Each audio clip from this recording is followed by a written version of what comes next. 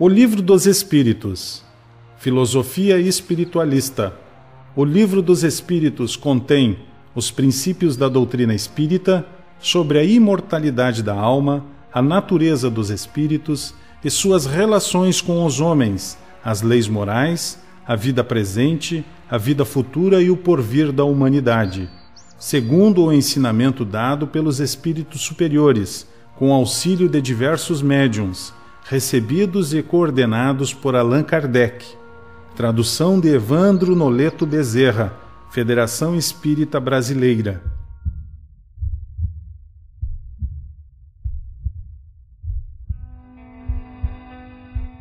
Capítulo 1.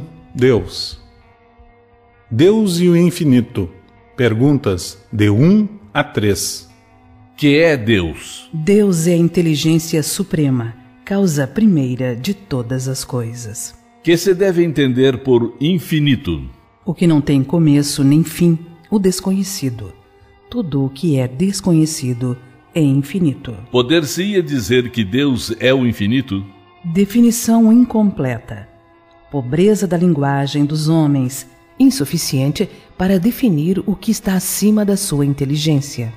Deus é infinito em suas perfeições, mas o infinito é uma abstração.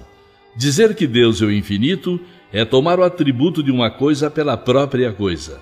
É definir uma coisa que não é conhecida por outra que também não o é.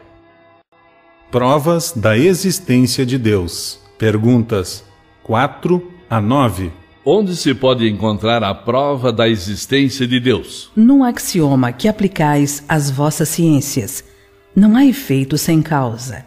Procurai a causa de tudo o que não é a obra do homem, e a vossa razão vos responderá. Para crer em Deus, basta lançar os olhos sobre as obras da criação. O universo existe, logo tem uma causa. Duvidar da existência de Deus seria negar que todo efeito tem uma causa e avançar que o nada pôde fazer alguma coisa. Que consequência se pode tirar do sentimento intuitivo que todos os homens trazem em si da existência de Deus? Que Deus existe. Pois de onde lhes viria esse sentimento se não se apoiasse em alguma coisa? É ainda uma consequência do princípio de que não há efeito sem causa. O sentimento íntimo que temos da existência de Deus não seria fruto da educação e das ideias adquiridas? Se assim fosse, por que os vossos selvagens teriam esse sentimento?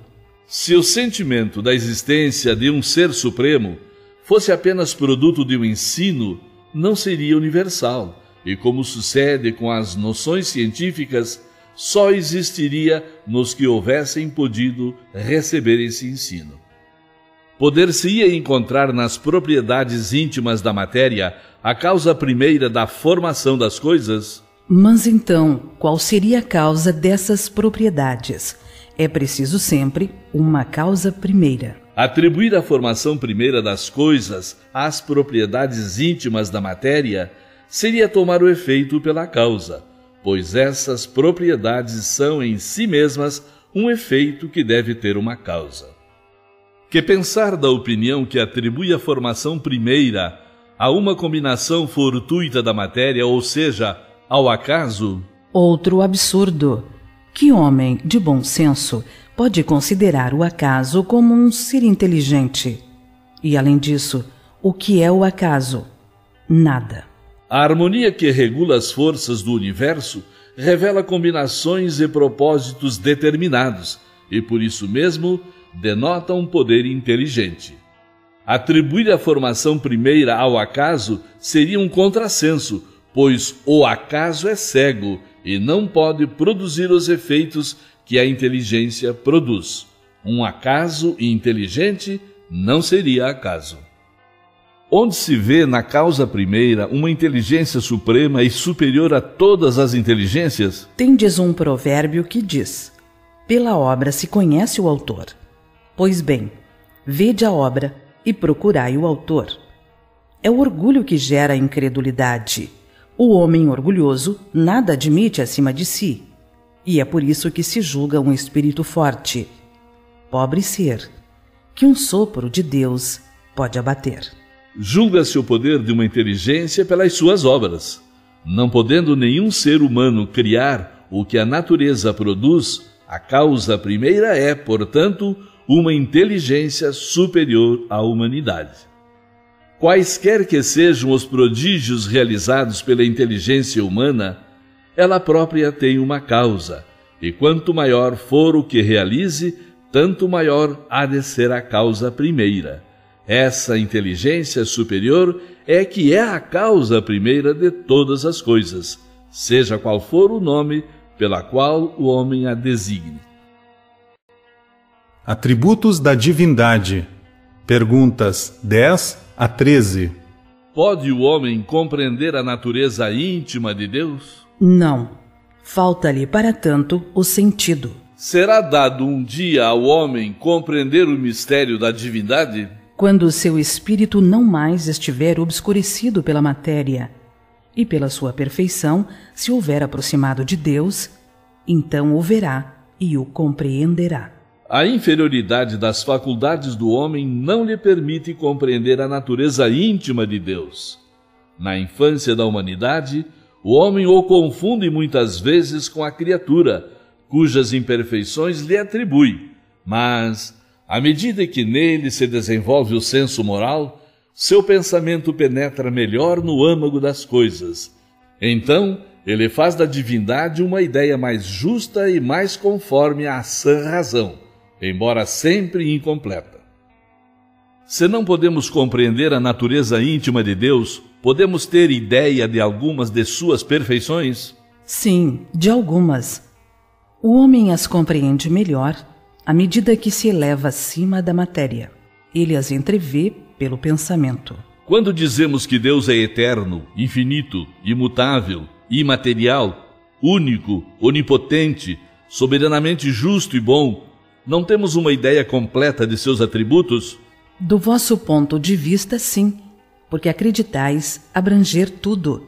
Mas ficais sabendo que há coisas acima da inteligência do homem mais inteligente e para as quais a vossa linguagem limita as vossas ideias e sensações. Não tem como se expressar. A razão, com efeito, vos diz que Deus deve possuir essas perfeições em grau supremo. Porque se tivesse uma só de menos, ou não a tivesse em grau infinito, não seria superior a tudo, e por conseguinte não seria Deus. Para estar acima de todas as coisas, Deus não pode achar-se sujeito a nenhuma vicissitude, nem sofrer nenhuma das imperfeições que a imaginação possa conceber. Deus é eterno. Se tivesse tido um começo, teria saído do nada, ou então teria sido criado por um ser anterior. É assim que, pouco a pouco, remontamos ao infinito e à eternidade.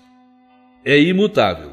Se estivesse sujeito a mudanças, as leis que regem o universo não teriam nenhuma estabilidade. É imaterial, isto é, sua natureza difere de tudo o que chamamos matéria. De outro modo, ele não seria imutável porque estaria sujeito às transformações da matéria. É único. Se houvesse muitos deuses, não haveria unidade de vistas, nem unidade de poder na ordenação do universo. É onipotente, porque é único.